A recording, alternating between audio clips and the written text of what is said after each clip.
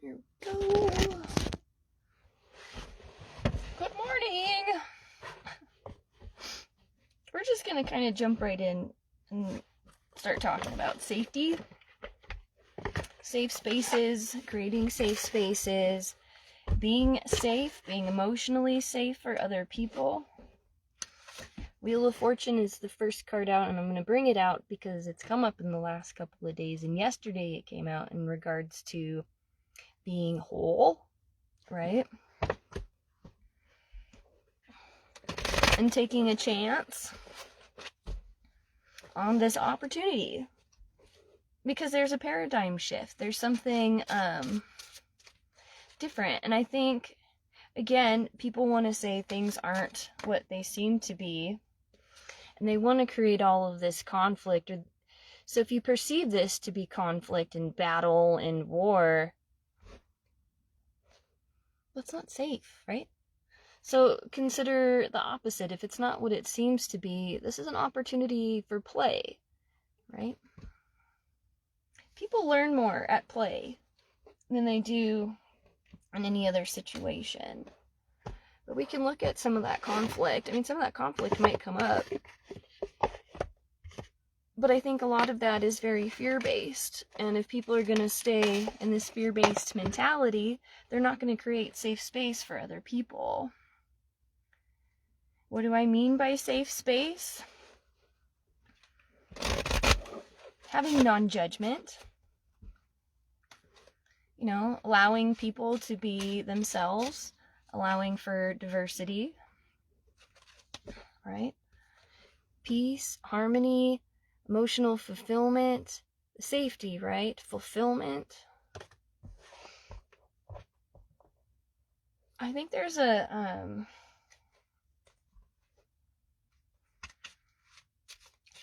I don't know, I feel like something really good is going to happen. And I don't often feel that, which just seems so counterintuitive right now, right? But, yeah, the sun. Something very good is gonna happen. It's a change, it's a paradigm shift, I think whatever all this is going on right now, right? This is forcing people to relate differently to other people. Good, bad, or indifferent, we're leaving the judgment aside. But I think to take note on whatever, say, insecurities are coming up in you is going to be super important as far as how to evolve through this, how to get through this, right? I like this because there's balance, there's justice, there's enough for all, right? It's overcoming some of the difficult things, but allowing something new to come out. And I think the more people want to stay in this, say, biased, opinionated, fear-based mentality, the less safe space that we're going to have. Boundaries are super important when it comes to safety. Knight of Swords. I think this guy popped up for us too. But we're heading in a new direction. We're going into winter, you know, like we just have to get through the difficulties and overcome some of these struggles that are coming in. These two kind of popped out on me too. Well, Knight of Pentacles and Knight of Swords. Maybe we can take a look at the black horse and the white horse. Right? This kind of feels like spring. This feels like winter. So winter is an opportunity for purification. Pure spaces, right? Pure love that creates sensations and feelings of safety. Detoxifying, and cleansing yourself out, right? So that this new shell can harden around you through springtime and as things elevate. There's like a, having to cut through things, cut out things, but the end result is money, financial stability, financial security. I think safety and security come into mind, right? I think one of the biggest goals we have collectively, and probably have had collectively for a long time, has to do with making sure everybody has their basic needs met. And I think it's going to take us a little while to get there. But through this paradigm shift and going into a new age, a new era, there's just wealth, happiness, prosperity. There's good things that are going to come out of this. There are.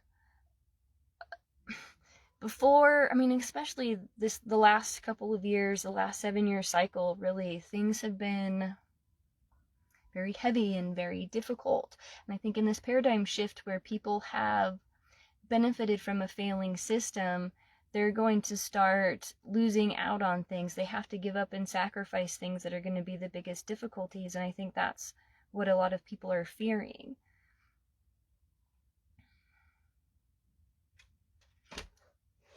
But I mean, the lion comes in. You have to be brave. You have to be bold. And that's what being safe is being safe for other people and creating that safe feeling for other people. Oh, but you're sad? You don't want to create safe space for other people because you're sad, or you're sad because there isn't safe space. I just feel like I've grown up and been in a world of no safety, lack of safety. Not necessarily with friends, family, relationships, jobs. I think one of the only places that I ever really felt safe was in academia. I'm not sure why, just probably because it was on my path. It's just, I don't know, that's what resonates for me.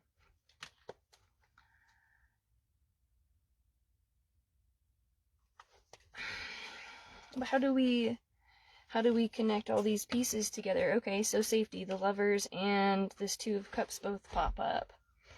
And even the Empress is here. All the cards that are popping out of this, they're all very good, warm, sun-filled cards. And so again, like if things have been very difficult up until this point, there's been a very large paradigm shift. And I'm not necessarily referencing the political outcomes. And this isn't, and I feel like a lot of people are going to make that assumption and are going to be turned off by implying that there is a political affiliation with this.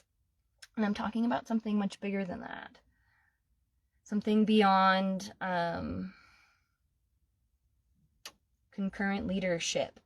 We discussed co-creative leadership the other day, so maybe this has to do a lot with that co-creativity, right?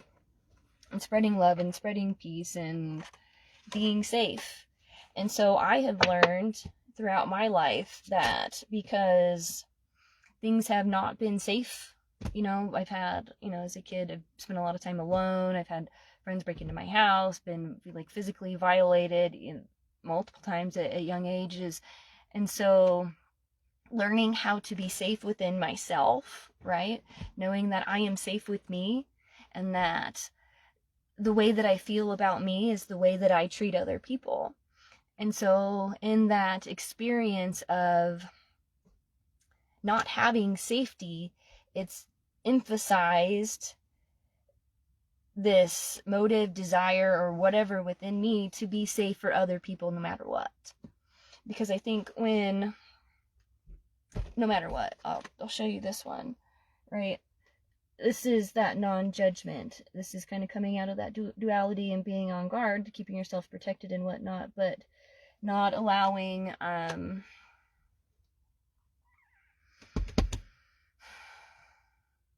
shitty people to affect you. Like, shift, create a new paradigm, elevate, rise above that, do something new, do something different.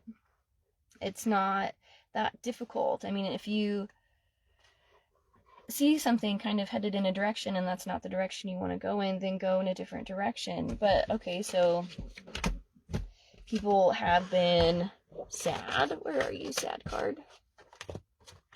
I might have tucked it back in. I think I did. But also heartbroken, and perhaps heartbroken because of that sadness. And a lot of people feel this angst maybe because they didn't get what they wanted. But again, things aren't what they seem to be. You have to keep in mind that we live in a corporate environment where things are driven by competition and pitting people against each other, and the have and the have-nots.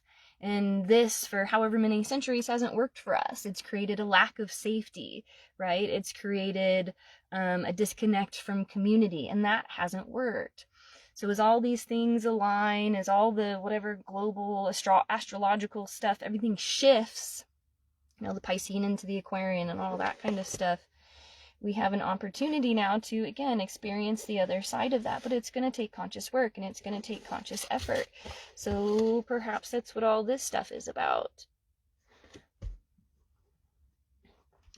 We can't fall into greed. We can't fall into gluttony. I think things have been shifted or so out of balance and unequally distributed for so long that things are starting to equalize and things are starting to balance themselves out. And I feel like, again, some of the irony, we're coming out of a masculine era and going into a feminine era, and going into a feminine era, it's in this portion of the world being driven by something that almost feels like it's going backwards to go forwards. Because you would think, I shouldn't get into that. It's gonna upset a lot of people. Okay. Because you're not ready to hear that, because there's still a bias, because there's still a conflict, there's still this point of judgment. But I'm trying to show you something else. I'm trying to point your focus in another direction in this forward movement. And again, things not being what they seem, it's like going back to be propelled even further forward, because although some of this stuff might be difficult, I think people have kind of hit this tolerance, or they've hit this threshold, and they're ready to begin something new, where faced with any constraints, restrictions, limitations, any lack of safety, people are going to do what they need to do now in order to create those things, because they haven't been provided for you. And you're realizing now that you have to provide that for other people by providing that for yourself. And if you don't feel safe with yourself or inside of yourself, and you're based in this fear, you're not going to be a safe space for other people. This is a really important time to acknowledge the emotional stuff that's coming up, and in allowing people to be emotionally expressive without being judgmental, without humiliating people, without shunning people, without displacing or putting people out. Again, we're bringing balance and harmony into a situation. So let's look at this Knight of Swords, because you want to do something, you want to take an action, right? And the action that you want to take is it vigilante, perhaps? It might be. That might be our confirmation sound there. And you can. It's gonna have to be something different, and we're gonna have to take our power back.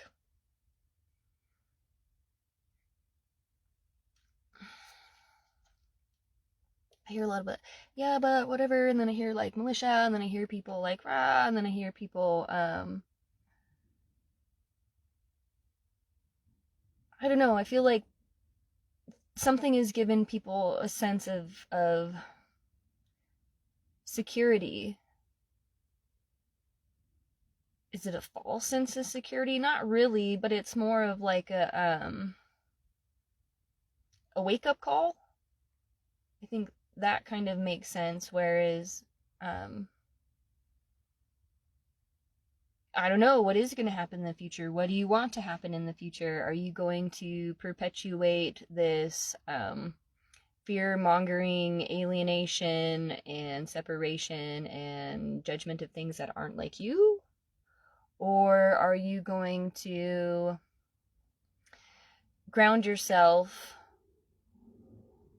work through all the emotional bullshit, and then figure out what it is or how you can start doing things different or contributing to the world around you in such a way that makes people feel safe?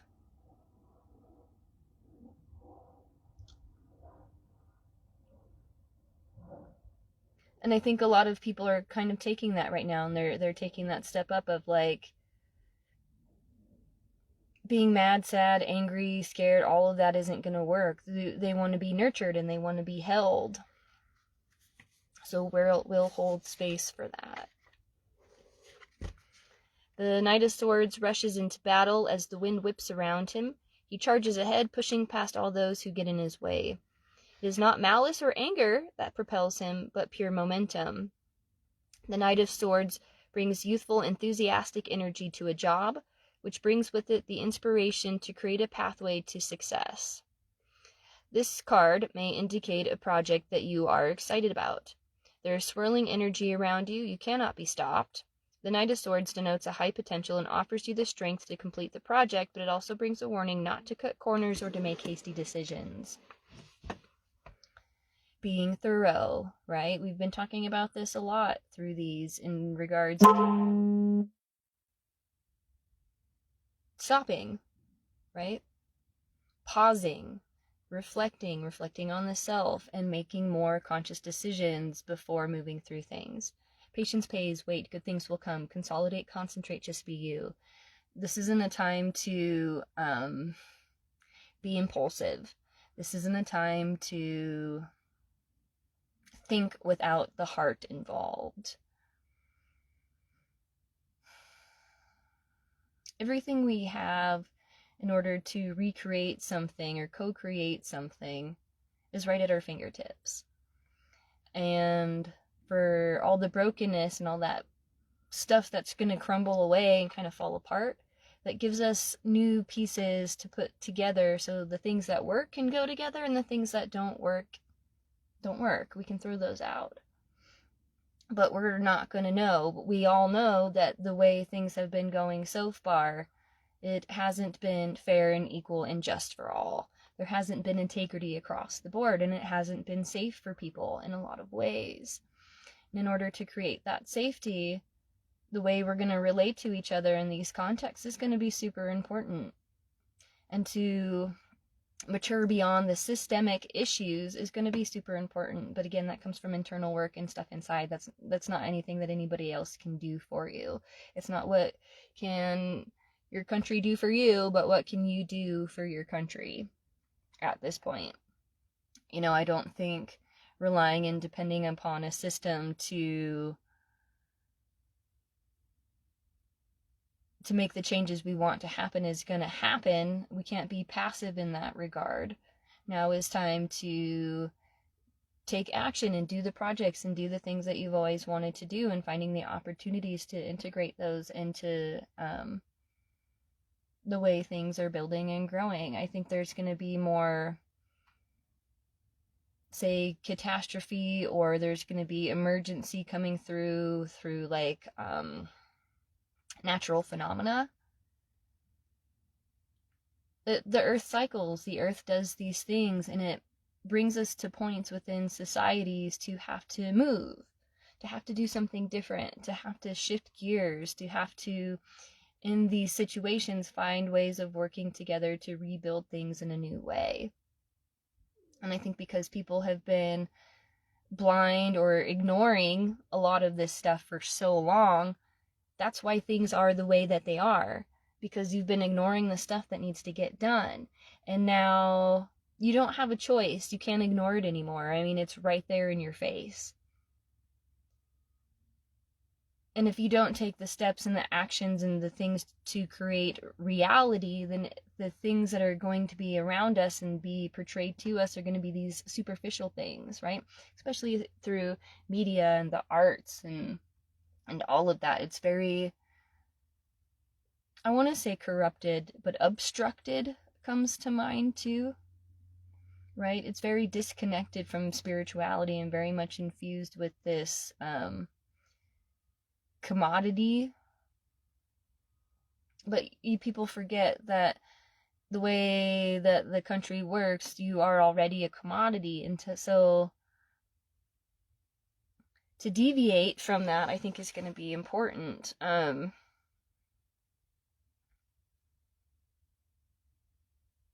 If you're feeling scattered, look for ways to direct all that energy into a single purpose. How about that single purpose is creating safety? Is this safe? Is this safe for me? Is this safe for others? Whatever your purpose is, it's got to focus on safety. And if it's not focused on safety and it's focused on destruction in any sort of way, I'm sorry, it's just not going to be helpful for you or for other people, and it's not in alignment with where we're going. Since we brought up deviance, let's look into becoming deviant again. We'll kind of flip through a random spot in the book, and then we'll talk about this black horse that is coming up. Okay, so we had this white horse come out on up first. Purity, initiation, the beginning of something, right? Taking action. This horse is standing still. Okay, so all the things that you're doing now for the rest of this year, for the rest of this season, up until spring, up until, say, Chinese New Year, it's going to take a lot of work, and it's going to take a lot of focus, and it's going to take a lot of preparation. But what will come out of it in spring, I think, is going to surprise us all. But if we're not focused on safety right now, and we're not doing the work, and we're ignoring the things that need to be done, then what? I don't know. I just don't see that happening. I think,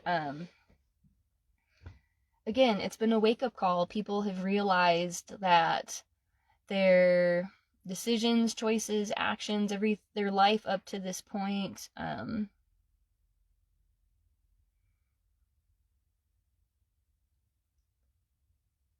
okay, so it's divided again. Like, those where things haven't been working, like the underdog is going to come out on top. And I keep getting that message across the board in so many variations in so many different ways. So if you've been the underdog, you get to come out on top. And then those that are at the top, when those tables flip, right, then they'll have to come down to rock bottom. They'll have to hit the ground and get grounded, because the ways that they've been creating or envisioning, have been very not grounded in reality, and falsehoods, and lack of expectations. What I do think is interesting about this whole Trump-Harris thing, as far as Trump goes, everything for him has been exposed. Good, bad, indifferent. I mean, like, man's dirty laundry is hanging out for all of us to see, and we see it. And we know what it is, and we can acknowledge it, and there's a level of vulnerability there, of, like, humanness. And from the other side of it, from the Harris point, it's too perfectly curated. Something is hidden, right? There's this facade of perfection, like, I can do no wrong. And this is more archetypical for people. This isn't about the political opponents. I don't want to do that. Okay, I'm talking about this in terms of, like, metaphorical representations of us, right? Our leaders are reflecting the people and what's going on. And so, like, let's look at our internal dualistic nature. Are we trying to present ourselves in such a way where we are perfect and flawless so that we don't get hurt or attacked or humiliated, or somebody doesn't make us feel bad about our flaws? Or are we being authentic, open, and vulnerable, and being like, well, hey, this is me. good, bad, and indifferent. I mean, I'm not hiding anything from you. I mean, you see it. There's safety in that because nobody can take anything from you at that point. Nobody can try to dissuade you or tell you you're something that you're not. I know it feels really counterintuitive, doesn't it? I'm going to go to this little footnote down here on 31. I wonder if I should read. Okay. Because this is talking about relativity, right? Relating to other people, relating relativity, safety, so on and so forth, right? Conceived by relatively speaking, okay, we're relatively speaking here, the only way the mind could devise to picture what was happening to the configuration in which it exists, relativity commences to have its say. Okay, what does this mean? Let's look at the little footnote down here, okay? This may all sound like word magic. Such a charge would be true, but misdirected. There is a magic in words utilized by the subject through much of his life. How the magic works seems reasonably self-evident. Once a thing is conceived in a word, something transcending both has emerged and has a life of its own. That something is a conception. With it, man composes his world and, like any good magician, hides his hand. Let's do the footnote for 32. Might as well. For something to become ordinary, it must be taken for granted.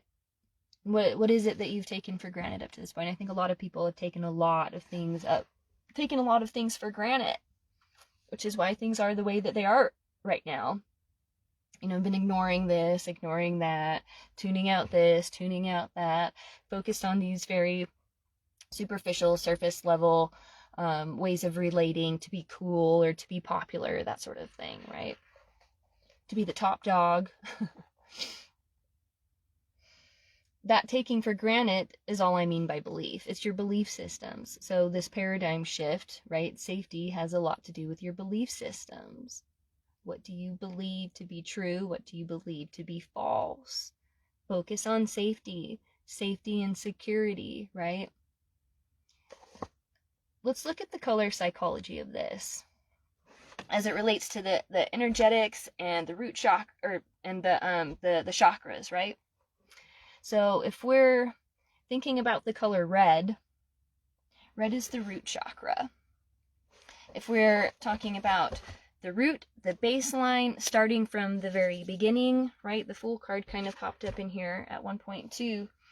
This is a new start. Then we start down at the root. We start down at the red, okay? This is like Maslow's hierarchy of needs, too, where in order to reach self-actualization up at the top, that crown chakra, purpley, white color stuff up here, we have to have our basic needs met. Food, shelter, water, clothing, the security, the safety. This is so important to focus on and work on right now, across the board, safety, that baseline foundation. Because before we can get to the blue, which is the throat chakra, or even intuition, right? Before we can communicate and express and start to use our words to create this new world, we have to feel safe and secure first.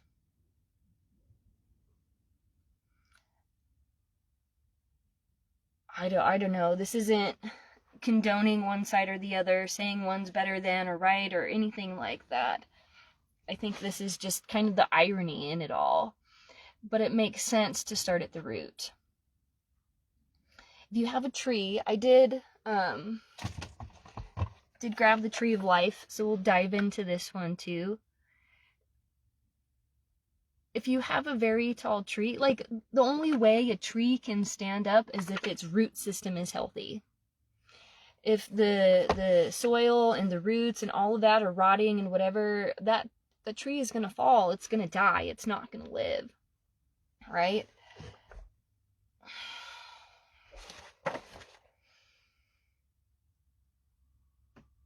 Things become ordinary or banal by being alienated from their history, meaning, or form, in short, from their context.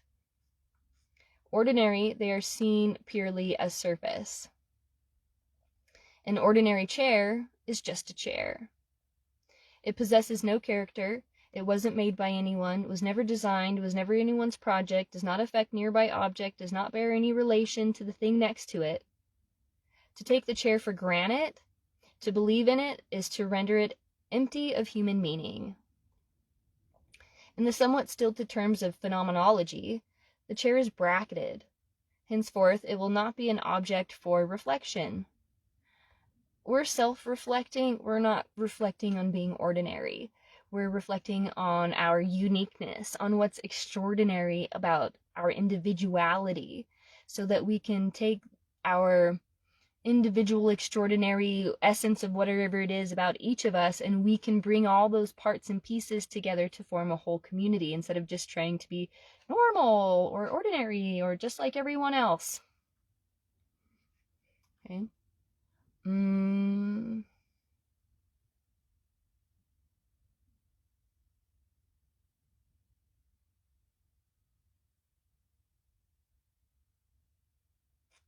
I guess we'll keep going with this paragraph. And we'll kind of shift into this black horse and then shift into the trees. Where did I read about? It will be believed in or trusted on its face. Unless antiquated, another thing altogether, the chair becomes unappreciable. What lies behind the appearance, its human meaning, and obvious definition of essence is suppressed or lost from view. A good thing, too, otherwise we never get on with the business of the everyday world. We'd be forever hung up on all the meaning around us. We should incessantly say, in the wondrous manner of the child or marijuana user, "Golly gee, look at that chair!" Or more generically of everything, we should say, "Fancy that!" We would fancy everything and almost never get engrossed in the world's business.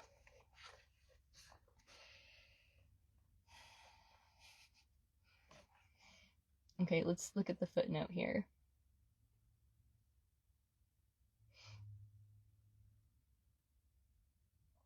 And then I'll read this last little paragraph. This is such a great book. To imbue belief with more profound meaning somewhat misses the point, and leads inexorably, as happened historically, to giving marijuana its bad name, the devil's substance. Oh, funny that pops up here. Judgments and meaning. What meaning do you give it? The meaning you give something is based on your judgments and your belief systems. Okay. The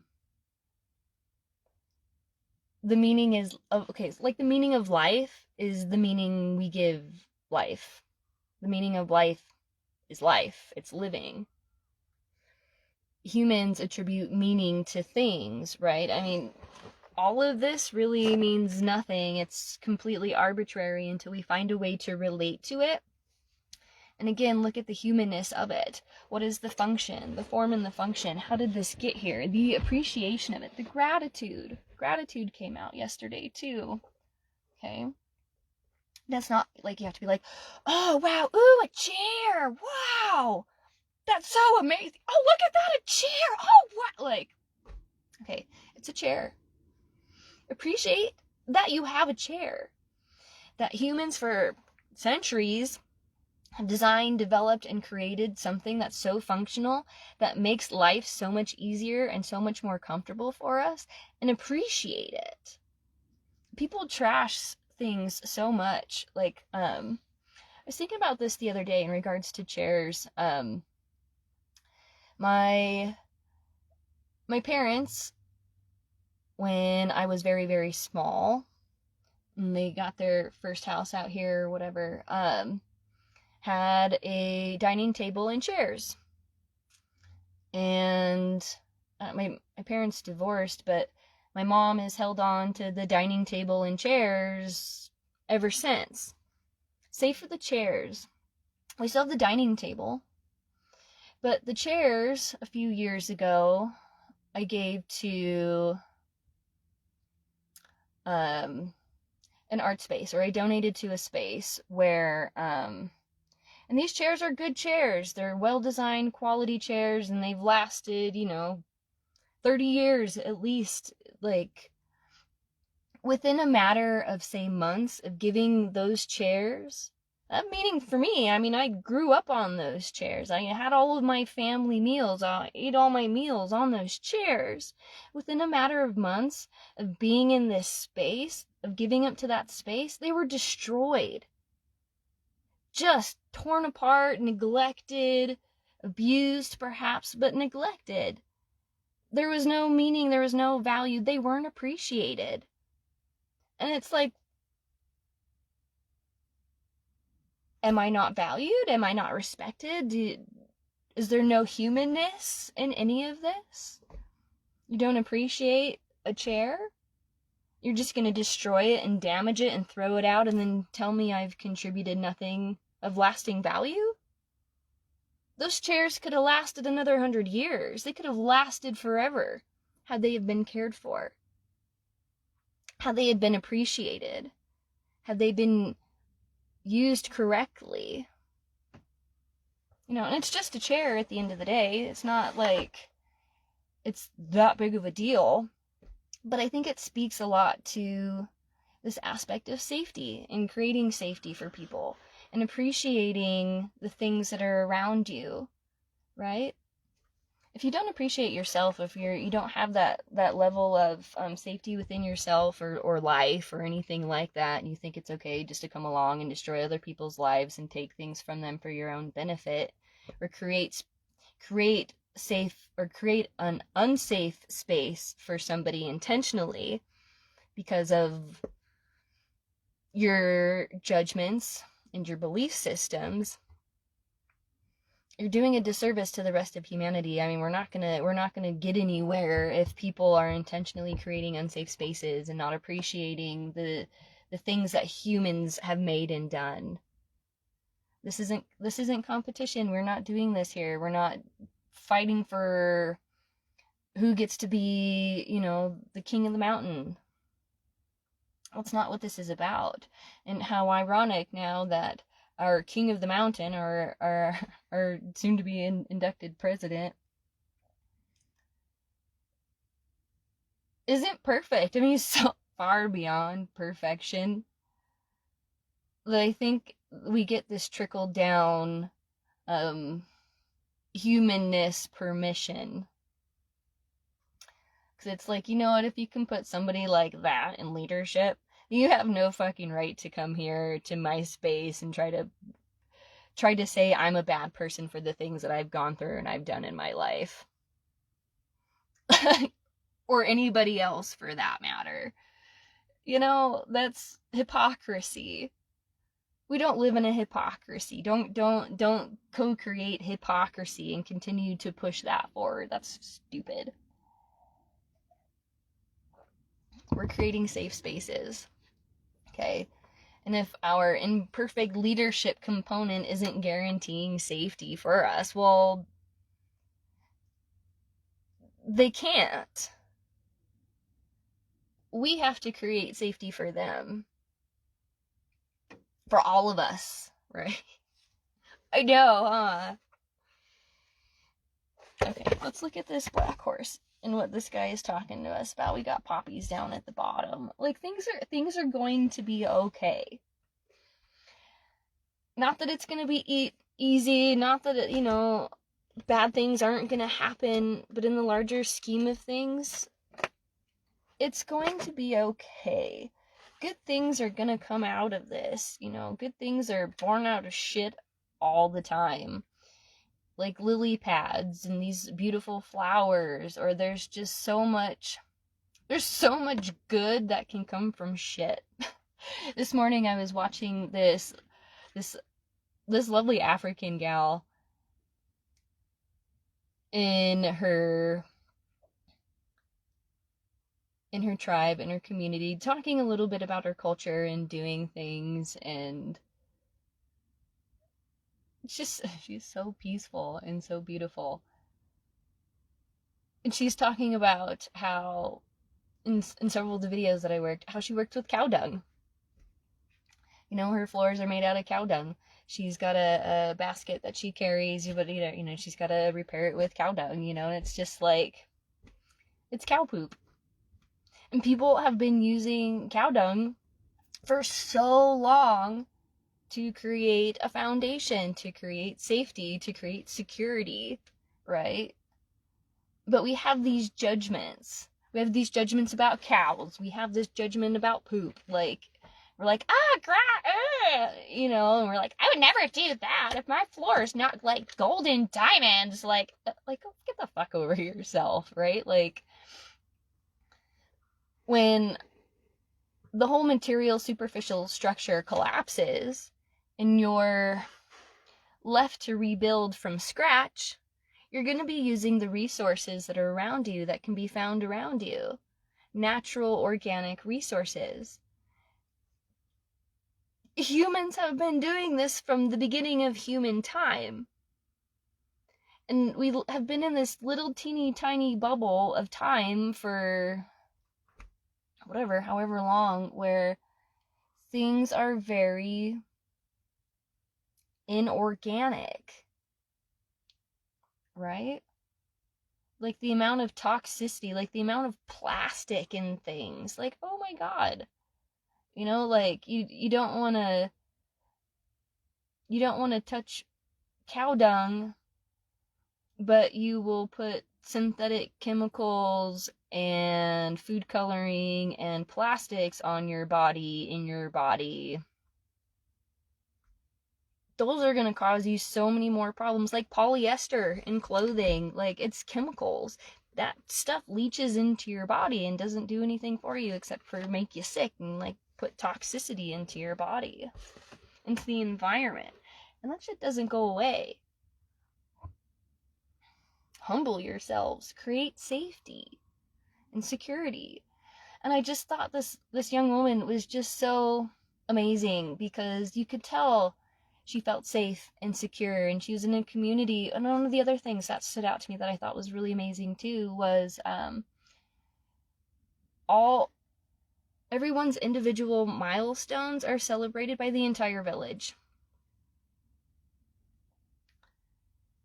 And I gotta say, like, the big milestones that I've hit in my life, the biggest milestones I have hit in my life, I've had very little support in, very little encouragement on, Like when I got accepted into my PhD program, that was a huge milestone for me. That was like one of the biggest goals that I ever had, and to know that I could get into it and I was accepted, and my research and my ideas and my thoughts and my beliefs had a home. That was incredible. I mean, what that could have done for my future. And the first person I told, the initial response I got back was, well, how are you going to do that when you haven't paid off your other student loans? I'm not sure that that's how that works. Like, how are you going to go and buy a house $100,000 outside your limit? How are you going to, and you're going to judge me for going to school and educating myself? Like, it's not about money. This is about becoming a doctor. I had to drop out.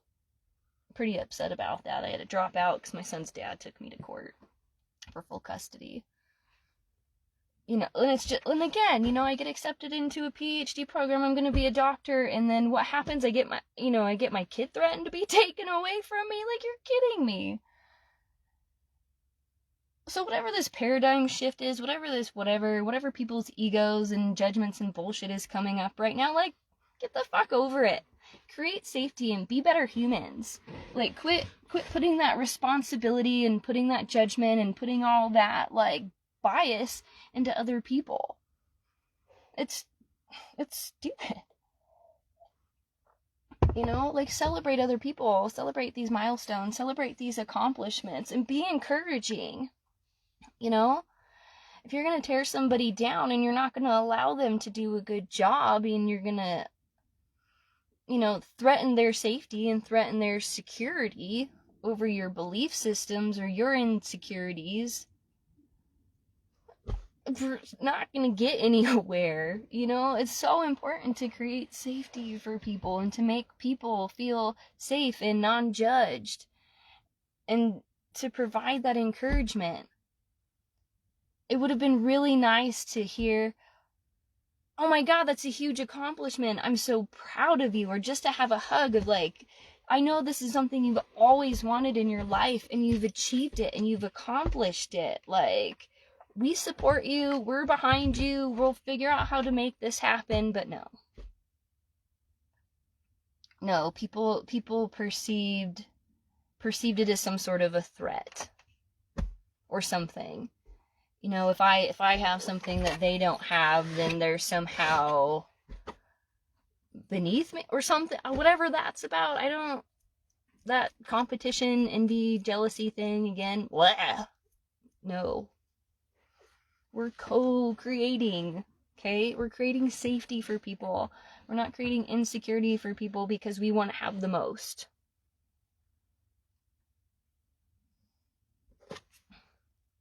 And go on and on and on, but we'll just shift a little. Pentacles, the knights, okay? We are knights and we are going out on this quest, right? To create safety. The Knight of Pentacles sits upon his workhorse, ready to take on the next task. He has seen the page's dream of focused visualization, and now, through hard work and determination, he will set the vision into motion as it enters the path to fruition. There's more to this, but we're talking about co-creating, right? All of these videos have been building on each other for, I would say, the last week or two, so they're all somewhat interrelated. So if I reference anything or you get kind of like, what? You go back.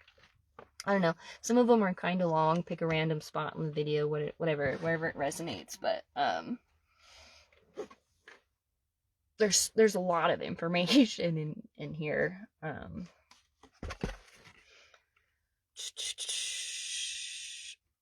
The Knight of Pentacles is slow-moving and methodical. He is a hard worker who will ensure that each task is completed successfully before starting a new one.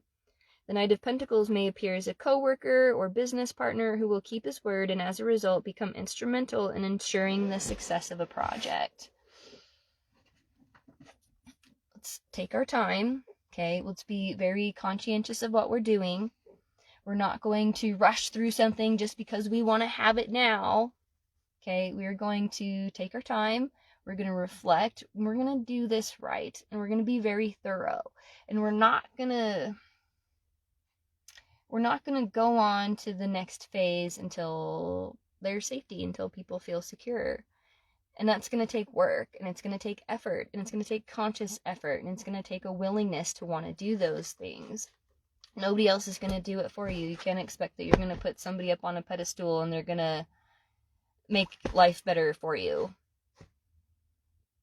You have to make life better for you. You have to create safety and security and then encouragement and then co-create. And you guys can create better things together, you know. It's not putting on responsibility to one or the other, you know, or like the entitlement.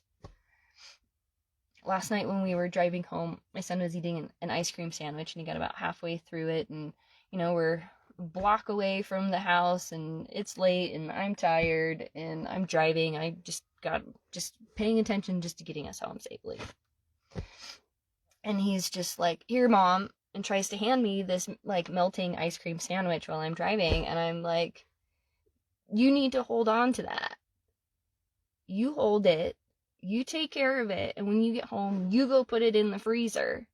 Why do I have to do it? Why do I have to do everything? What? And it's just like, are you kidding me? Appreciate that you have an ice cream sandwich. Take care of this ice cream sandwich. Like, why are you making me do everything and then complaining that you have to do everything? Like, take accountability and take responsibility for yourself.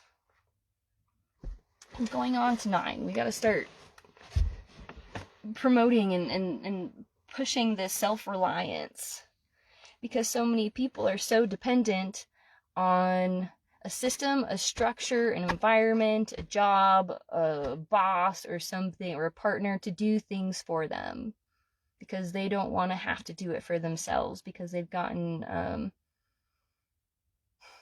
really content or really entitled in thinking that everything should be given to them. That's not co-creative. That's not working together. It's frustrating, right? People get bored, people get stuck,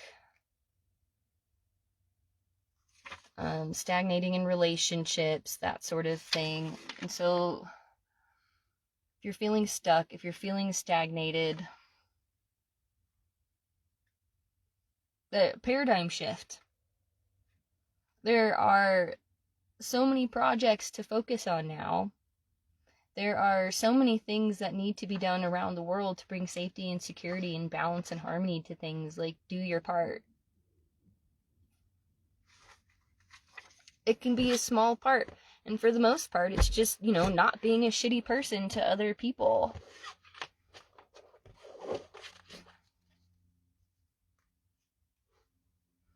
I watched QB's Halloween this weekend. It's an Adam Sandler movie, it's about, like, this super nice kind of dweeby guy who, like, no matter what, is just super nice and wouldn't hurt a fly and doesn't, he's just kind and helpful and cares about his community.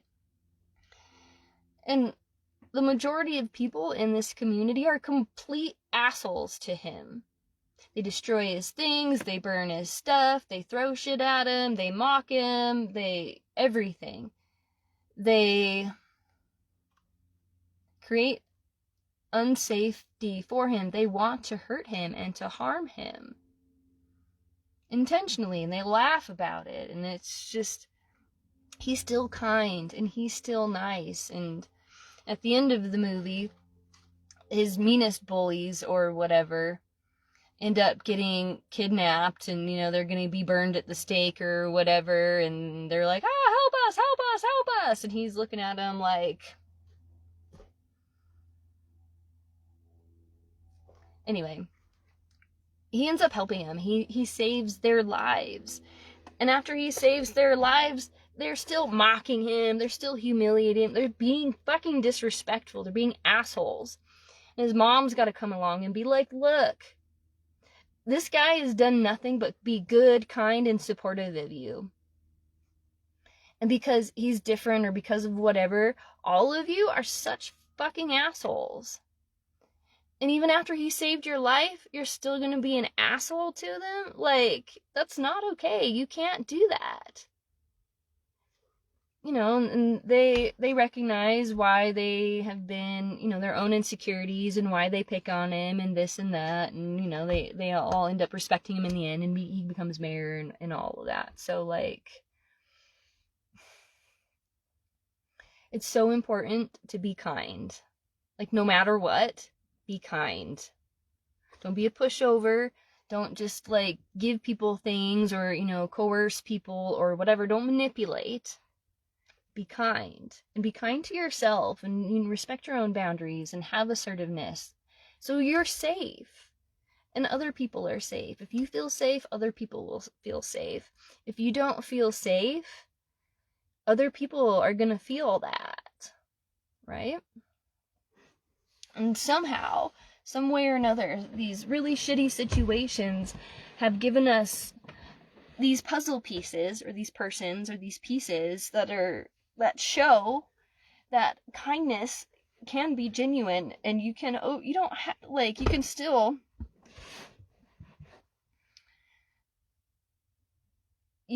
end up with safety, security, and kind of have it all, love, whatever, home, whatever, at the end of it all, once you get through the challenge and once you do the work. But it's being patient and allowing other people to get to that point with you. This isn't going down to other people's levels to try and raise them back up. This is staying up at that level and requiring the people in your life to meet you at that level, to be welcomed into your home, to become family. And it's just like, if you're not creating a safe space for people and you're not creating a space of non-judgment for people, then how can you call that family? How can you call that community, right? We'll go into the tree of life. We might have a couple more of the crows in here too, just for fun. Crows and trees today, you know, for fall, going into winter. Out with the old, in with the new. But the new isn't exactly new, is it? The new has some tradition to it, doesn't it? So there's a point to that as well, you know? If we look at this all and we judge this all to be bad and horrific and terrible, we're gonna cry over it. Like, you're in fear-based mentality and you're not creating safe spaces, and I'm sorry if you don't feel safe. We gotta figure out how to do that. There are safe people out there. There are safe environments out there. There are people who care. Okay? You have to do the work. You have to look for them. You have to reach out. Okay? As one person, I can't reach out to 100 people. I have 2 hands. Okay?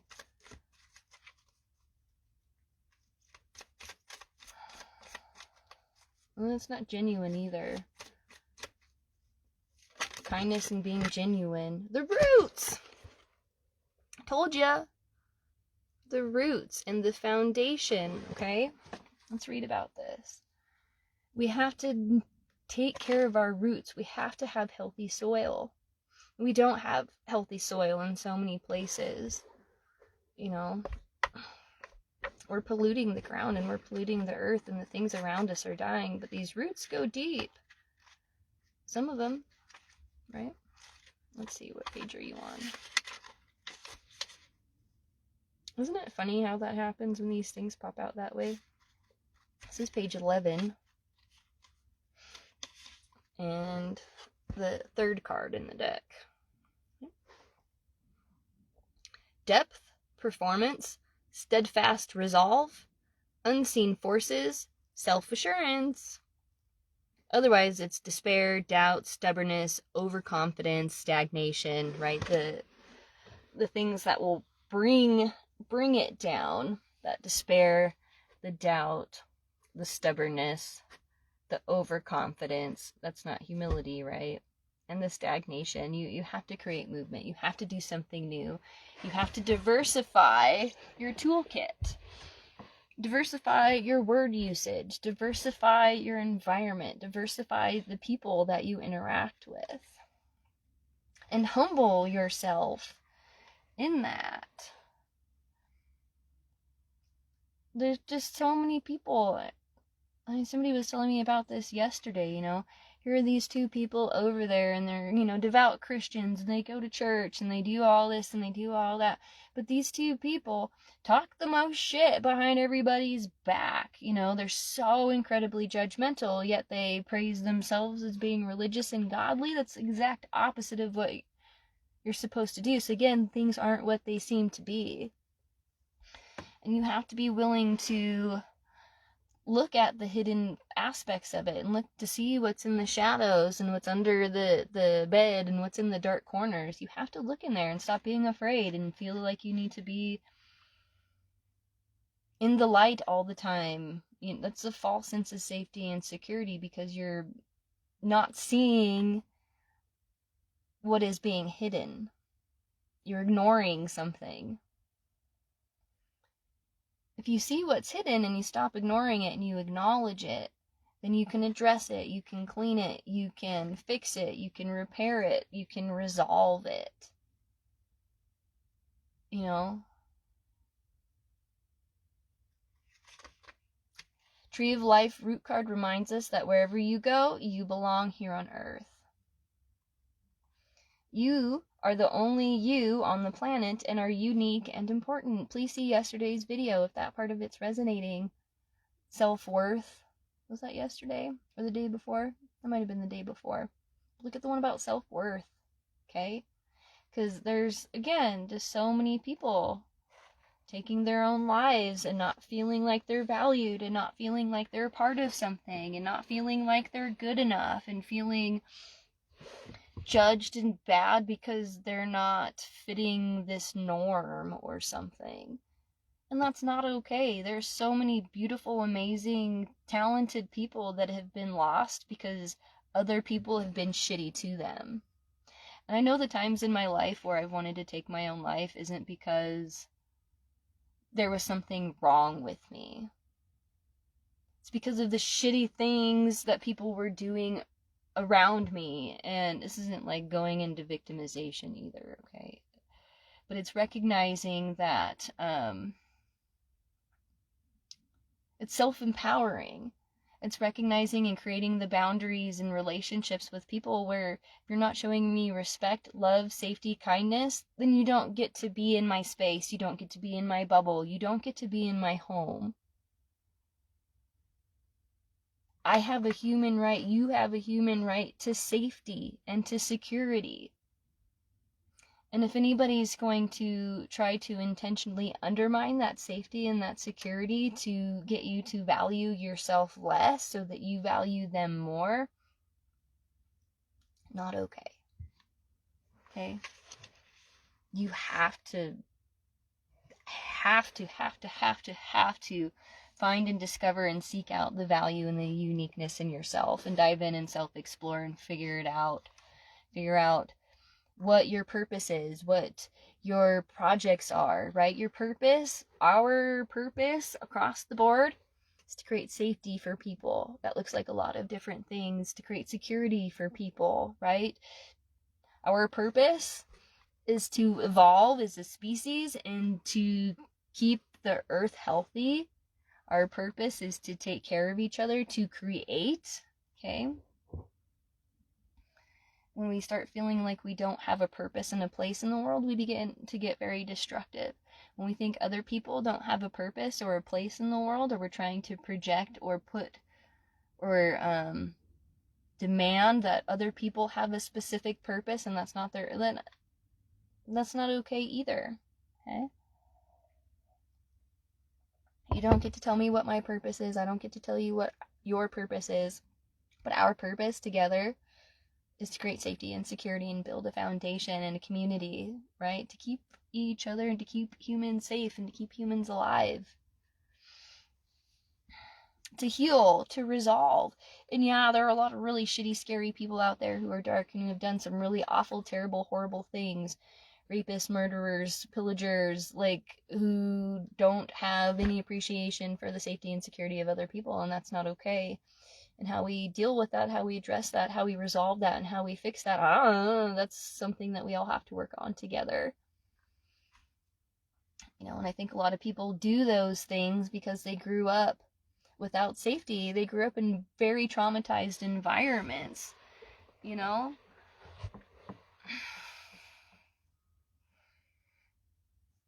There's a level of grace, I think, that needs to be extended across the board to humanity right now. To acknowledge our humanness and our imperfections and the lights and the darks so that we can do things better. Because there are a lot of things right now that just aren't okay. Okay? What else? Be assured that you are worthy and substantial simply by being. And from that place of inner calm, you will feel yourself taking root. You do not have to seek approval, and you do not have to allow others to make up your own mind for you. Tree of Life root asks you to let your feelings drop thoroughly into your primal root chakra. Told you so. Feel your feet go deep into the ground as roots reaching for sustenance, and know that you belong. Okay? When you stand with certainty of your inner worth, nobody can knock you down. You see below the surface to the depths and can find strength in your resolve to be valued and to exercise your rights. Exercise your rights. You gotta stand up for yourself and speak up for yourself, because there are people that will just take your rights away from you and tell you you're not worth it and not worthy, and that's not okay. I have a right to speak. I have a right to share my story. I have a right to safety. I have a right to security. People don't have the right to take that from me because they don't think I deserve it. You too, okay? When you stand with certainty of your inner worth, nobody can knock you down. You see below the surface. Exercise your rights. Exercise is important. Exercise, get more exercise. Okay? Get in the body. Feel your body. Go for walks, go for runs, do some sit-ups, do some push-ups, something. Get that blood flowing. Your blood is red. Get that flowing and moving through you. Detox. Filter out your body. Be very, very, very mindful about what you're putting on and in your body. Okay?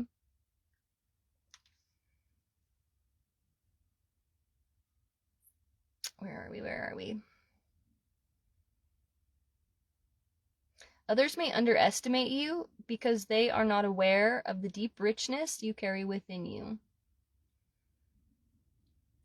Emerge and see. Take note from yesterday. Let them discover that you are not a wisp or a tumbleweed, but a substantial presence and a majestic being. Sometimes self-doubt causes people to go adrift. If you do not feel you belong in some way and the pain of that causes you despair, know that you can get down to the root of matter and find answers you need. You may be right. Perhaps you do not fit in well with a particular group or institution. Do you feel nervous or anxious, lacking in confidence? This is a signal that should tell you that you cannot take root in all places and with all people. Know your place. Stay in your lane. Right? Don't try to fit into somewhere where you don't fit. There's no sense in forcing yourself to fit into an environment that doesn't respect or appreciate or value you. And know when it doesn't and just walk away. Okay, thank you. You don't need to fight it. You don't need to condemn it. You don't need to whatever. It's a big earth. It's a big world. It's a big planet. And our vessels are called to and pulled to certain things and places and environments and whatever. So do it and show up, right? I think a lot of people go no, I don't want to go there. They might think I'm stupid. No, I don't want to do that. So I might think and they just prevent themselves from being in these new or novel situations because it brings up discomfort. It brings up aspects of themselves that they didn't know that they had, and then they're like, oh, somebody's gonna judge, blah blah blah blah blah. Okay, I'm just gonna keep reading. This is pretty much making the point that I've been making. So if you are with those who do not recognize your true gifts, co-workers who are competitive, or those who deny you acknowledgement, it is time to root elsewhere. Might take some time, but point that arrow, set those goals in a direction and start making the steps to get there, okay? Sometimes it'll happen overnight. Sometimes you can just, decide this is it and then go, okay? Sometimes you can do careful planning and, you'll get there when you get there, and okay. It's very circumstantial. Very, very much depends on the context and your belief systems. Tree of life, like if you can't physically uproot yourself and put yourself somewhere else because of economic constraints or whatever, or obligations, root your beliefs into somewhere else. You don't have to engage or participate or talk to or whatever. You can just put up a boundary and put up a wall if you have to.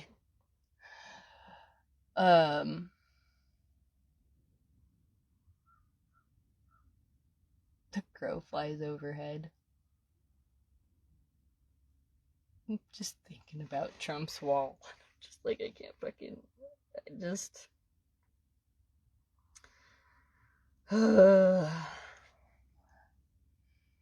Fucking American politics, man. I tell you what.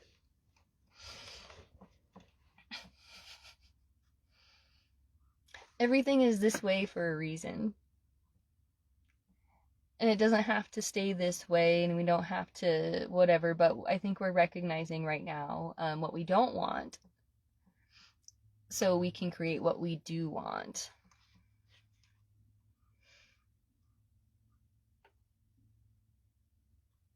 Another way, hold on. Tree of Life root reminds you that you have a right to thrive where you belong and where you feel the most at home. Human rights.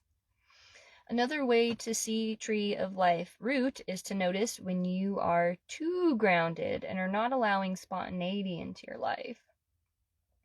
Are you afraid to make changes or swift decisions that may benefit you? Are you determined to stay where you are, even if you are not properly nurtured in your current position? Does stubbornness keep you from experiencing your true potential?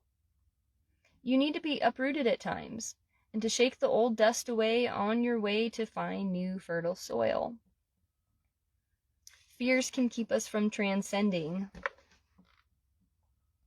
If you feel stagnant, take a risk and usher in your dreams come true. Don't allow others to hold you back, or you may hold yourself back, not because where you are right now is best for you, but out of fear of change. Things are changing quite a bit right now. There's a huge catalyst that has been put into our petri dish at the moment. Change is going to happen whether we like it or not. I mean, change is coming.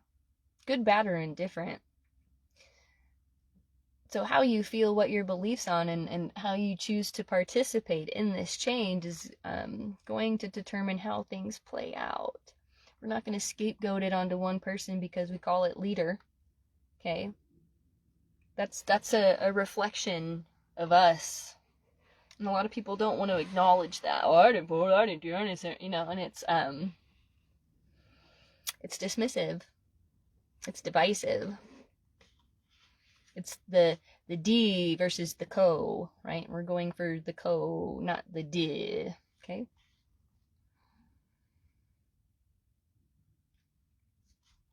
If you feel stagnant, take a risk and usher in your dreams. Don't allow others to hold you back. Journal daily to figure out what your fears are so that you can be released to find new territory to establish yourself. Trust your inner voice to guide you, and do not be afraid to make changes for the best and the highest good of all.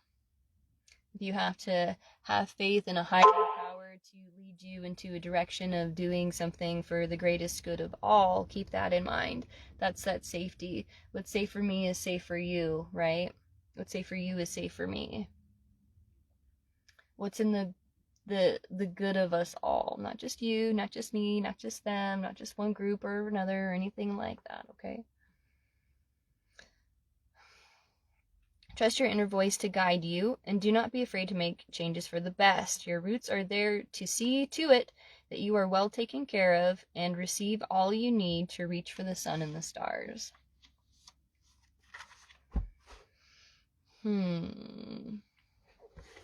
You got any questions?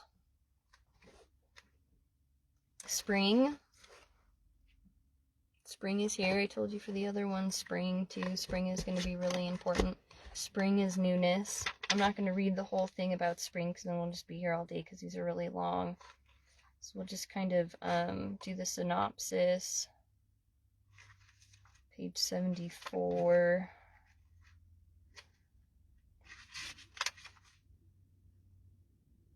Number 24. Adornment. Fertility, fecundity, desire, romance, self-love, sexuality, sensuality, pride, pleasure. The other side of it is wanton vanity, excesses, fleeting wealth, seduction, superficiality, and decadence. That again, right? So we're going back to the order of the colors in the color psychology, and we've been talking about the root chakra. And if we're aiming for our white chakra up here above our crown and beyond, right? For our self-actualized, greatest, whatever, well-being, highest self. We can't just jump from red to blue. There's other steps to take. Okay, so if we're at red, we've hit red, we've met red, what's next? What's the next color in the rainbow? Orange. Okay, the orange chakra, the sacral chakra, is about creativity, self-expression, love, sexuality, connecting with other people, right? Once we have our safety and security in place, once our foundation is laid out, then we can start getting creative, then we can start connecting with other people, then we can start building and loving and having fertile lands, having more resources to grow and evolve and expand. This is a time when you can dress to impress, make a huge impression. It's a sexually charged phase, sensual and romantic. Let yourself feel sexual power, and that's not like, this is creative power. I'm not like, go get horny and go have sex. It's not really responsible. There's a, kind of a rampant wave of STDs floating around. Not just like sexually transmitted diseases, but spiritually transmitted diseases. And anytime you connect with somebody in that way, you risk absorbing toxicity, negativity, it gets really complicated. So that's not exactly what I'm talking about here. Okay, this has more to do with self-expression and how we care for ourselves and how we connect to ourselves and others. Okay, what is it that we're creating? What is it that we're birthing? Because that's the result of it all, right? The whole point and purpose of the act is to procreate. Okay, if you don't think you're young anymore, just know that being young is an attitude, and being sensual and sexually attractive comes from within. I think a lot of this has to do with confidence, beauty, being aesthetically aware. If you want to wear your tutu and put on the things that make you feel your best, do that. A lot of people want to go to like the uniform or the very basic or that very bland kind of, I don't know. It's the things that you put on yourself, right? Those things are really important. The shapes, colors, symbols, sizes, textures, all of that conveys and communicates a thing. That kind of goes back to that deviance book that we pulled out there just a moment ago. The whole thing with the chair, right? Love of life is what Tree of Life Spring is about. The meaning of life, just loving being alive, not loving the material things in the world, right? It's the expression and the experience of life itself, of beingness. And when you can just love being, it doesn't matter what you have or really where you are or any of that. Home is important, sure, security. But being able to go anywhere in the world and knowing that you have a human right to exist because you were born and you've done these things, and you can love life in the darkest, deepest, toughest times. Things have been pretty good for a while, maybe for some generations. Or I just think of like the generation 1 or 2 before me, where like women were granted all their rights and equality, and housing was cheap, and gas was affordable, and like food was cheap, and things weren't so sublimated with all like these toxic chemicals and stuff. Like things were very natural and organic, and people were growing and thriving and building and shaping these communities.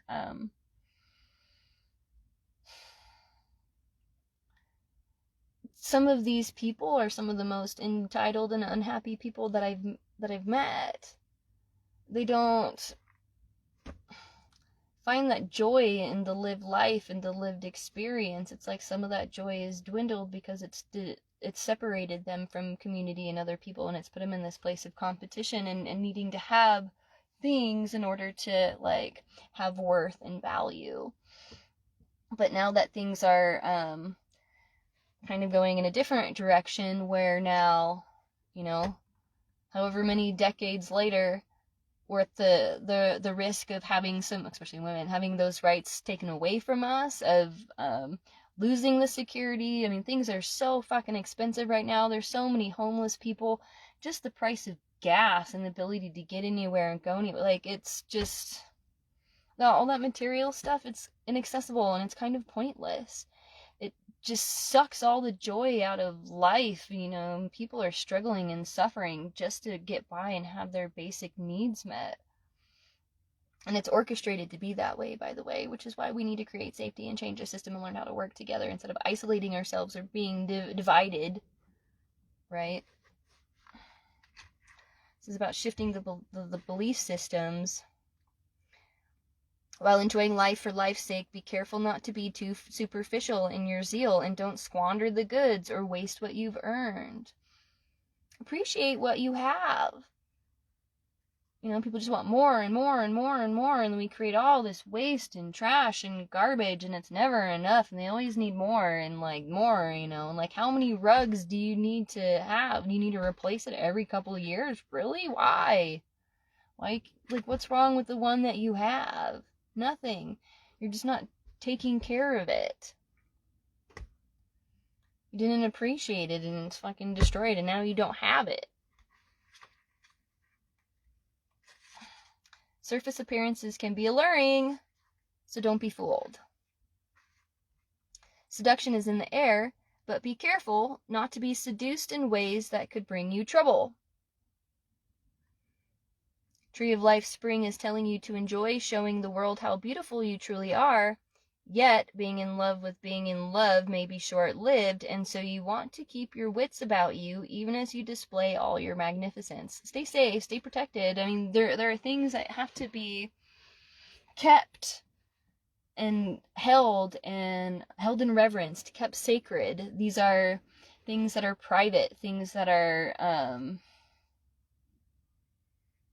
secret, things that are just us. I mean, there are things in my inner world, in my inner life, that is all mine, all me, and nobody can ever take that and ever have that, and it's my beautiful, safe, sacred space.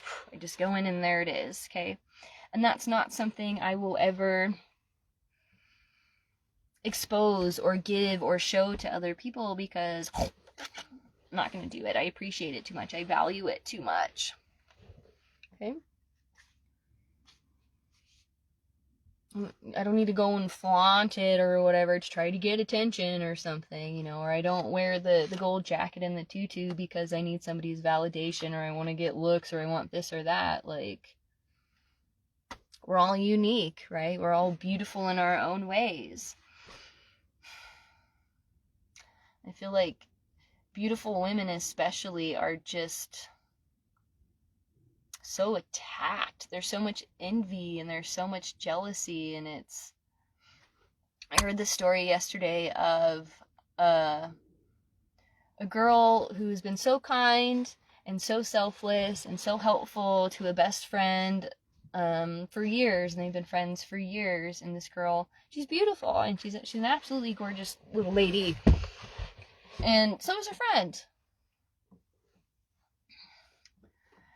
And the friend, you know, has got her sights set on some guy or something like that. They're at a bar and they're drinking or whatever, and the guy that she likes gets really drunk and then ends up and going and flirting with the nice girl and telling the nice girl, you know, how great she is and this and that, and expressing interest in that. And then so the friend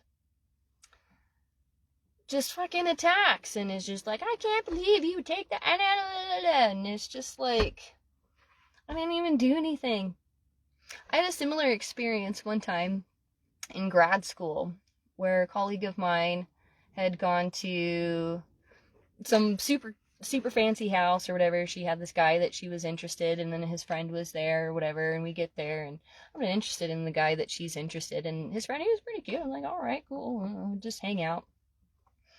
And it's nighttime, and it's dark, and I go out in the backyard, and I look out on the view. I mean, it's gorgeous. I mean, it's in Salinas, and just, I mean, it's just a stunning, gorgeous, beautiful area. I was just taking it in. And this guy comes up behind me, and he starts to grab me, and, you know, he starts macking on me, and I, in my head, think it's the cute boy that I like. And then I turn around, and it's the other guy. It's the guy that my friend was into, and I just start laughing, and I'm like, really? Like, what am I supposed to do? I can't, like, I can create drama and get mad and get angry or whatever, but that's just not the type of person I am. I'm just too nice. And it's just one of those where it's just like, okay, let's just, no, I'm sorry, I'm not interested in that. And okay. So he and I walk back up or whatever to the patio, and the guy that I was into and my friend are all sitting there, and they're just watching us like, I can't believe that just happened. And my friend got so mad at me, and she's like, how did you not even know it was that guy? And how did you and I'm like, it's fucking dark. I've never touched these people, smelled them, gotten close. I don't know these guys. How would I know? In my head, I think it's all whatever, and the guy you like likes you, and you're whatever, and the guy I like I thought that I was ignorant in that part or whatever, just naive in that part or something. And it's just like, that friend after that, I don't think was a friend towards me anymore. And she ended up restarting my computer to factory standards. I lost all of my grad school work, all the documents, all of that, and pretty sure she hooked up with my boyfriend or whatever, and then just like disappeared off the face of the earth, and I've never heard from her again. And it's like, are you fucking kidding me? So keep shit guarded, and keep shit protected, because people like to destroy beautiful things, or not value and appreciate beautiful things, or they want to again create unsafe environments for people, and that's okay. Not okay. What we need to kiss. She sees other dogs. What we need to do is create safety and security or whatever, and have open communication and non-judgment, and get out of that jealousy, competition, whatever, blah blah blah blah blah thing, you know. Like, we can't help our God-given features. We're born with what we're born with, and that is that. And then to be judged based on that, or to be alienated or told that we don't deserve to have, or to have things taken because of those things, I mean, it's just not okay. And that needs to stop. And I'm hoping this paradigm shift has a lot to do with that. So back and just keep going with spring. I'm just kind of creating a synopsis for you instead of doing the whole thing. Vanity and reckless desire are not truly fulfilling. You're so vain. Right? This isn't about you, but it is about you. Right? It's the meaning that you attribute to it. How about that? Love is timeless and ageless and runs deep. We're going to the depths here. We're getting off the surface level stuff, and we're going deep, deep, deep, deep down, so we can emerge as something more safe, secure, whole, more evolved. Vanity and reckless desire may not truly fulfill you, because these are temporary. True love is the timeless and ageless love that runs deep. If you have a feeling someone only loves you if you look a certain way, or if you gratify the person in a certain way, you might consider searching for love that will sustain you through all seasons. Which is interesting, because autumn popped up, so we'll look at autumn too. And then we'll kind of shift out of this. We'll start shifting out of this space. We've been here for a little while. I'm not sure how much battery I've got left. And I'm getting hungry. Lunchtime. Is it really almost, what time is it? Okay, it's almost 12. Okay. No wonder why I'm getting hungry. Lunchtime. Spring is about letting soft new petals grow and not about the destruction or ruination of life. See, I told you so. This is just the same things being reiterated. It's not just me making shit up. And I'm not making shit up. I'm pulling all this randomly, and it's like trying to tell you something. I'm channeling this for you. This isn't me telling you. This is a vessel giving information for you to be able to grow and evolve, and it's free. Take it. Okay, reciprocate it.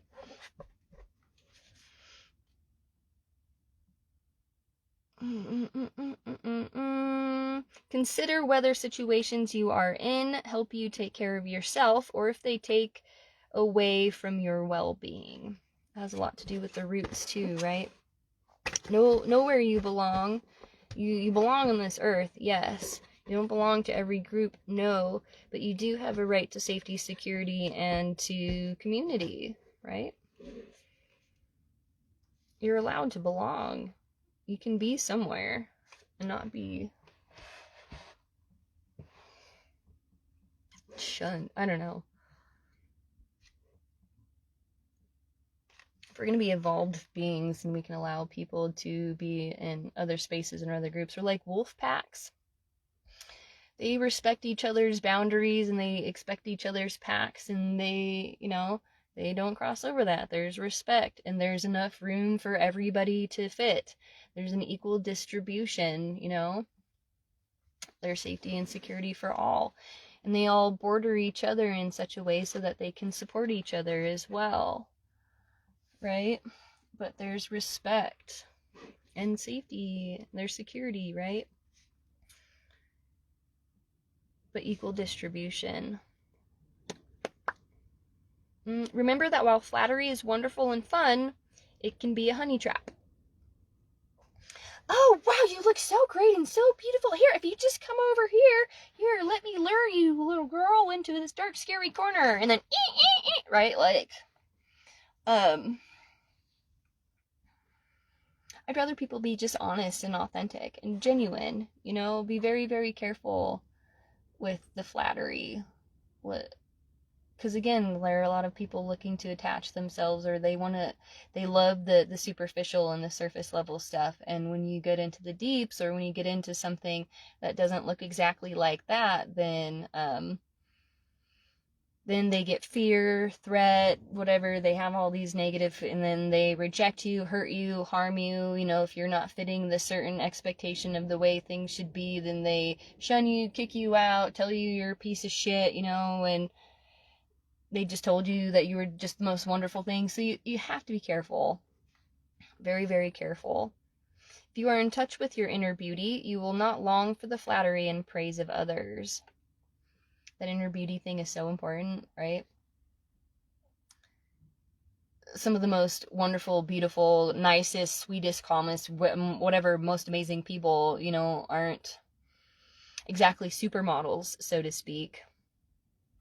And there are some, men too. There are some really attractive men out there in the world who deep down on the inside are just fucking pieces of shit. They don't have respect for anything, like, whatever. You can attribute that to whatever sex you want, or however that goes out. That's why you have to be willing to go deep and look inward, and then understand all the layers and all of the levels. Spring is beautiful. There's flowers and birds are chirping and things are coming to life, right? And then in autumn, there's so many people who are like, oh, autumn, the trees are falling, it's dead and it's cold and it's gross and I hate it. But autumn is my favorite time of year. The trees turn colors and things shift. You can see transformation happening. It's balance. Okay, it's necessary. You can't have spring unless you have autumn. You can't have summer unless you have winter, right? Otherwise, things are stagnant or the same all the time. And this is metaphorically speaking. I know there's different places around the world or whatever that, climate and yada, yada, yada, blah, blah, blah, blah, blah, but that's not what I'm talking about here. When you have the inner confidence of Tree of Life Spring, adornment is from the inside out. Okay? That's why I can walk around with a garbage bag on and like looking like whatever, and who cares? I don't care what people think about what I wear, but people look at me sometimes and they're like, oh my god, eh.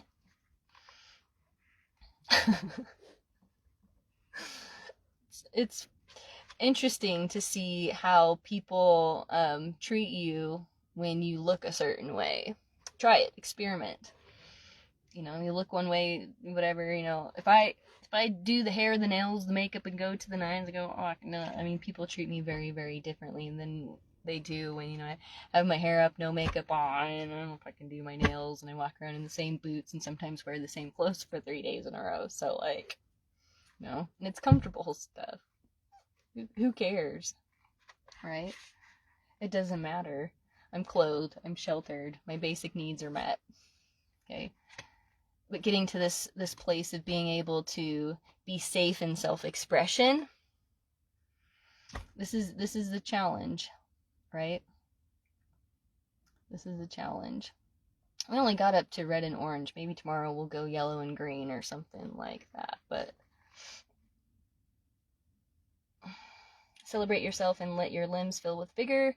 Shimmer and sway. Know you're beautiful and vibrant. The autumn side of things is a windfall of memories. Sentimentality, poignant memories, change, stature, acceptance. Okay? That's part of safety too, is honoring your history, knowing where things come from, knowing your roots, honoring your roots and your foundation, and, having reverence and respect for everybody and all the things that have come before us that have allowed us all to be here today. Otherwise, it's foreboding, it's worries, it's learning through mistakes, bewilderment, scattered thoughts, sorrow, all that stuff. And, that's not to say that those aren't important and necessary. Sometimes you have to process through all of that, but that's not going to make safety happen in the long run. Use your memories. Learn. You've come a long way, you've been through much, there's an opportunity now to reap the benefits of everything that you've learned and that you've endured. It's an indication that there will be shifts that you cannot deny. This is a paradigm shift, you can't deny that. Good, bad, or indifferent, things are changing, okay? So consciously embrace that in a way that is co-creative, and get to the space of hope, love, joy, peace, okay? Because we've been in that other side of things, that foreboding, dark, scary, fear-based mentality for too long, and we just can't thrive in that any longer. There may be sorrow, saying goodbye to what was, which is fine. It's important to grieve, to mourn, to have ceremony. Right? It helps to process. This is an opportunity where we can connect to other people and we can communicate and we can work through that. So things don't sublimate or become subconscious. We can work through them consciously in the moment to resolve them, to heal them, right? To grow. That's the point. You've outgrown your surroundings. Been with friends who no longer truly seem like they recognize who you are. Time for you to go on your own observations and to trust yourself, go inward, right? Be yourself, be you. This isn't being the sheeple anymore. I'm not trying to fit in just to be cool. Okay, this is about going inwards, understanding your emotional body, and then being authentic, being in that self-love and being safe and creating safe spaces for other people. And giving grace to the people who are still working through that, and understanding and detaching from all the negative, bad, horrible things that people do and say, right? This is the detached compassion, having compassion for people and where they're at on their journeys, because things are hard and life has been tough and things have been unequally distributed and people just don't have the same access to resources and tools and knowledge, and this is so why kindness and safety and everything is so important, so that distribution can equal out and so it can level out and so things can be more balanced and harmonious.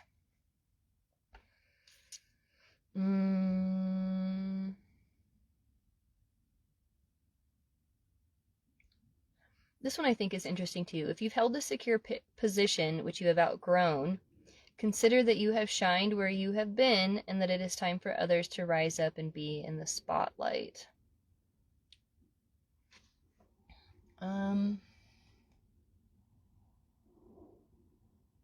Especially at this age in my life, it's interesting to see like the new generation coming in and then being in the places where I used to be, and it's fun and it's beautiful. And one of the things that I've realized about myself, and something that I'm getting really like good and solid and grounded in as far as identity goes, is startups.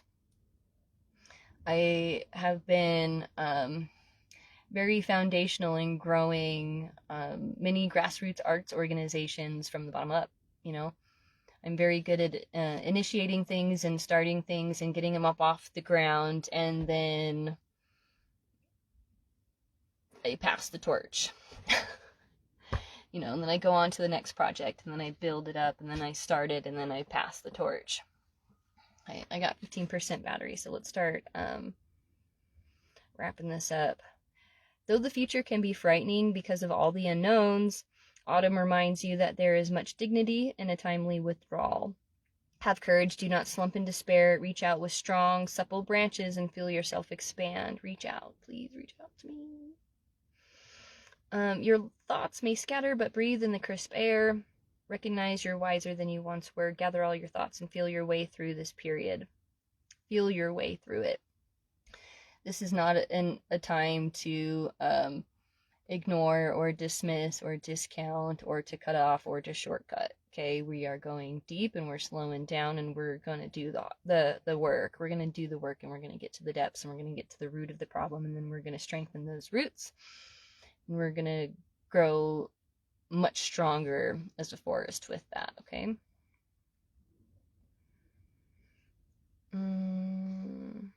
Believe in yourself. Embrace the changes. Know a wonderful future awaits you in the very beginning of this. I mean, good things are going to come out of this. Okay, I know it may seem like things are so awful and horrible and terrible, and how is it going to whatever, but trust the process.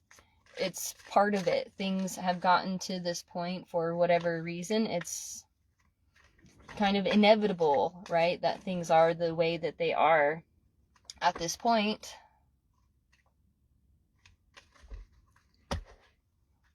But we have an opportunity to lay new eggs, to create something new. It's a paradigm shift. We can shift through this. We can work through this. Okay, good things will come. Justice. Okay? Balance. It's going to take work, and it's going to take a little bit of time and patience and groundingness and staying rooted and whatever. But if you can express yourself and stay in your power and love yourself and love life in itself and not be so attached to the way things have been, we can very much co-create something very beautiful for all of us to be able to carry through. Okay. I really like this reading today about safety, creating safety. We're going to conjure one card. Maybe I'll do a messenger oracle out of this or something. Again, if it's safety, we need to have safety because there's the dark evil forces that are still at play. Okay, we're still navigating that, yes, but through our inner light and that hope and that truth and that power and that co-creative thing, right? We don't have to go in and fight it and go into this battle, so to speak, but we do need to acknowledge what is there and figure out a new way of being and a new way of doing things to get us out of this place of fear. Okay, we'll look at that one. Strength and power and going into all of that. Okay. Let's do these last two, and then we'll get out of here. This is the black cat. So be aware. Be aware. This is why things have to be guarded and held sacred, and why you just can't think everything is so ideal yet. We're shifting, okay? It's a shift. It's a witch or other conjurer or person working against you in some sort of way, whether supernatural or not. Black cats take main stage on the Appalachian imagination when witches are in question. Folks used to say black cats were witches in disguise, or that they went about and did their bidding. Stories also abound to the elusive Black Panther that prowls the hilltops and ridges of the mountains. Enemies can be tricky, but the cards know almost all, and it is hard to hide from them. This card shows upright there's a threat from such a one, whether supernatural or not. Other cards can determine that, such as the Nine of Spades showing witchcraft. We pulled up this lovely ditty here. So yeah, I mean, if you're going to be empowered and shining your light or whatever, some evil something or other is going to try to come along and take it from you. Not everybody is evolved to that point yet. You need to be mindful and on guard and open and kind, but again, having detached compassion and discernment. Okay? Thank you all for being here. I really appreciate it. Morning glories are persistent. They will grow everywhere and in just about any condition. As such, the morning glory was chosen for this card, which represents a good mother and wife. It may also represent a blonde woman who, if the other cards present are right, can be overbearing, since morning glories like to take over more room than they are given to start with. Otherwise, foretells a wedding or other commitment in the works. I like the other commitment part of it. I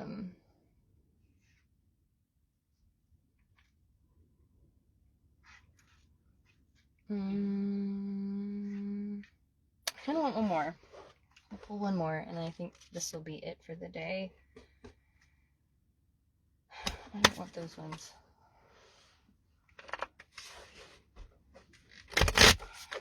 Because I kind of get the feeling that, like, somebody's trying to make you look bad to try and take your place. So it's like, get out now before they undermine you even more and try to break you for their own benefit. Like, really listen to that gut instinct. I mean, there's so many times where, like, I mean, even recently, you know, I told my mom, you know, I wanted to quit working this job at this print shop because it was just awful and it was terrible and it wasn't working out for me, and it wasn't the right place for me to be in. I didn't feel valued. I didn't feel appreciated. You know, I was working for way less than what I priced myself at. But I stuck with it because my mom was like, oh no, just stick it out and just do the thing, you know, because you're supposed to have a job and you can't just quit somewhere that you don't like, you know, you have to stay in this place that doesn't appreciate you and doesn't value you. You have to put everybody else above yourself. You're not important and valued in your logic and reasoning, you know, do things for other people, you know, dim your light. And then it wasn't right, and then it just, you know, that instinctive, intuitive part came out, and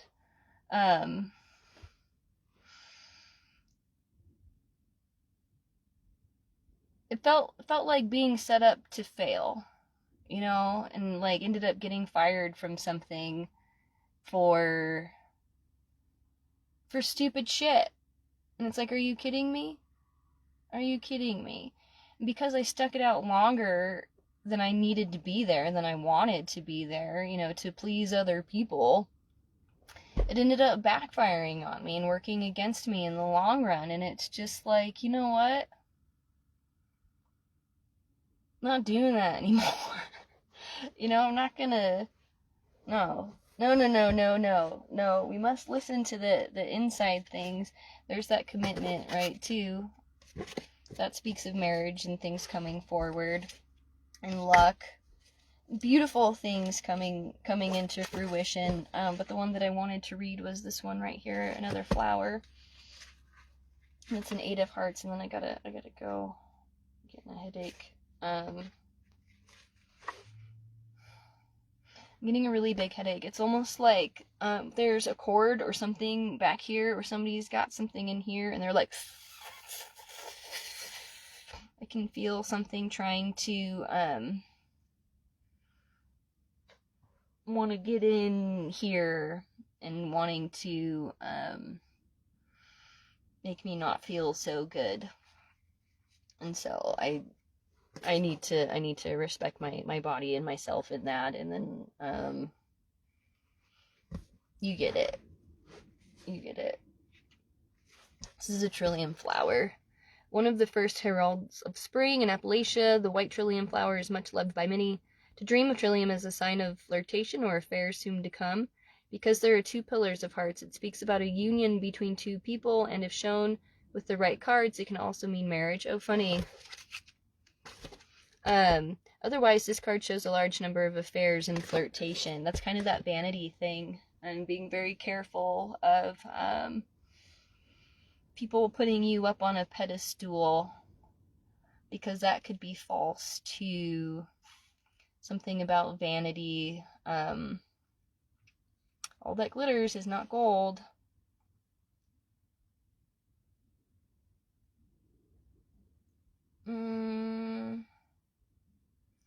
Reversed, if there is no significant other, this card can show a period of time where the milks run dry in the love department. I've seen this card show a couple of times when someone's love life is crossed up by the evil eye. If there's a significant partner, this card reversed further proves loyalty to the person. Interesting. So that Joker and all of this, I mean, there is some larger force out there that really doesn't want you to have it all. It doesn't want you to have the luck and the good and the beautiful things. Something that is something dark and scary that is interfering with your love relationship and trying to prevent you from having that. It's this kind of energy that I'm feeling. This back here is a major trigger trauma point for me for a lot of reasons. But I also understand it as an entry point as far as trance mediumship goes. Yes, I am a trance medium. Yes, I do have the ability and the capacity to have things speak through me, though I don't allow them to embody in me. A lot of the things that come out and come through are really interesting, and I feel like if I really sit in that space, I can tap in and tune in, and name my guide, and name some of the voices that are talking to us here. Maybe at some point or another, this stuff kind of freaks me out a little bit, but I know I can do it. Anyways, to all of that, in that grace, in that safety, there can be this union and harmony and peace and whatever. But I feel like if there is a lack of safety, or somebody has that evil eye, or if they're fucking being a joke, or trying to harm somebody in some way or another, there's also this aspect of no luck and a chicken getting its head cut off. It can kind of go the other way too, because I think a lot of people, again, within the identities, they want to get married and have a big wedding and have the thing and then be a wife, or have these status symbols, these superficial status symbols, where people can be like, oh wow, you're so great, to cover up the lack of depth and meaning that they have within themselves, right? Like this false facade and pretense of beauty, where if you get underneath it, it's actually kind of evil. Right? That's why it's important not to fall into superficiality.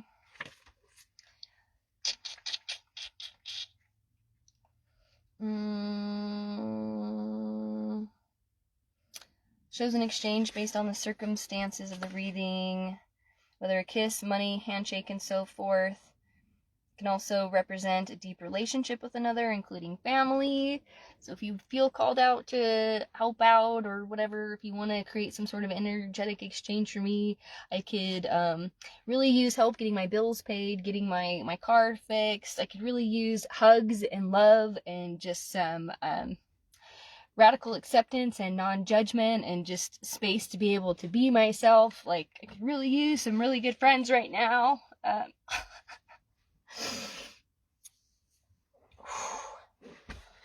It's fine. This isn't about me. But, you know, if you feel called to it. Reverse, there's a separation.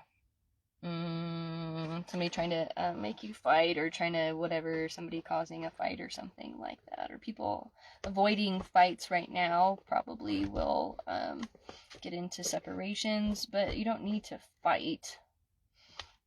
Let's look at this rooster, this chicken guy, and then we'll get out of here. It's all love. It's all love in this space, baby. You know, there's just... there are good things coming. There are good, amazing, beautiful things coming, you know, and what I wish for, what I pray for, what I put my energy out for every day is just that it's in the highest good of all, you know. In these spaces, in this space especially, you know, I come into this with the highest good of all. So I'm trusting that. Okay.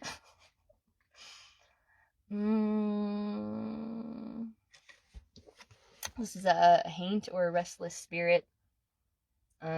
Disappointment or rest or something like that too. But definitely be mindful and be careful of somebody trying to come along and take away your rights.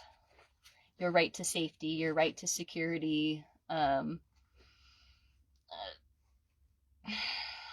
We gotta give all that stuff a fucking break, dude. We gotta give it a rest and come up with new ways of relating and being in the world to be able to create safe spaces for others. I think that's what a lot of that harmonious stuff is creating that safety.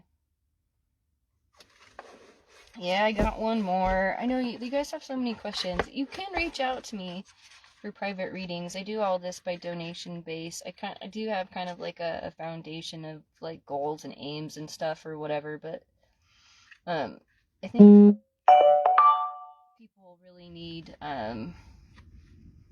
kindness and support and non-judgment, and if there's anything that I can offer and give back to the world, it's just that.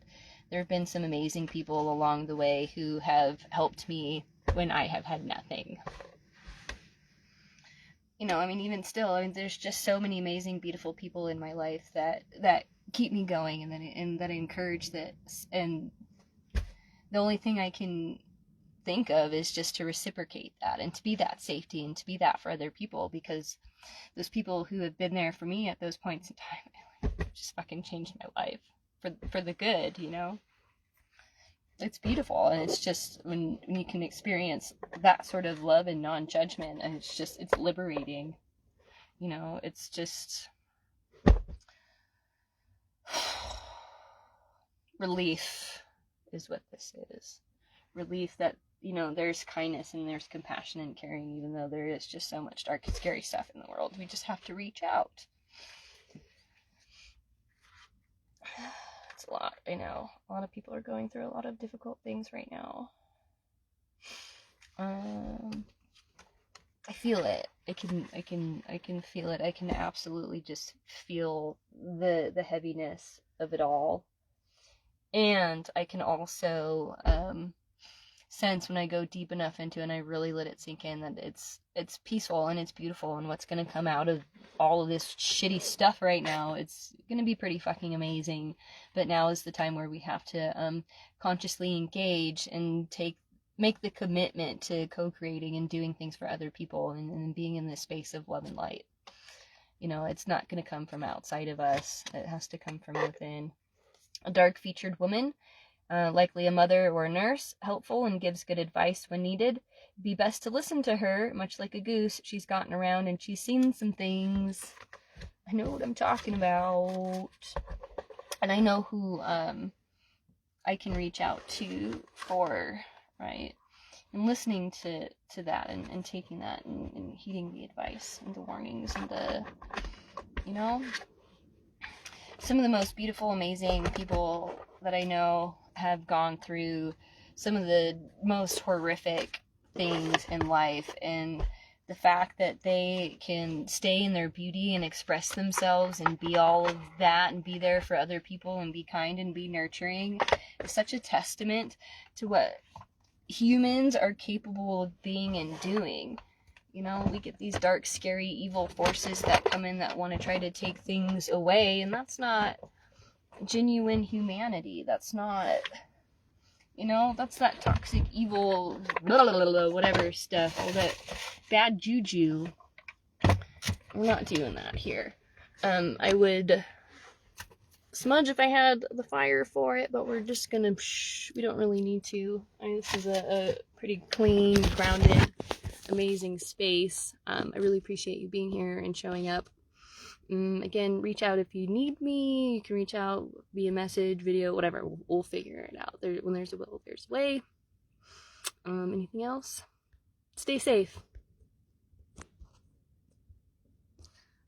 And thank you.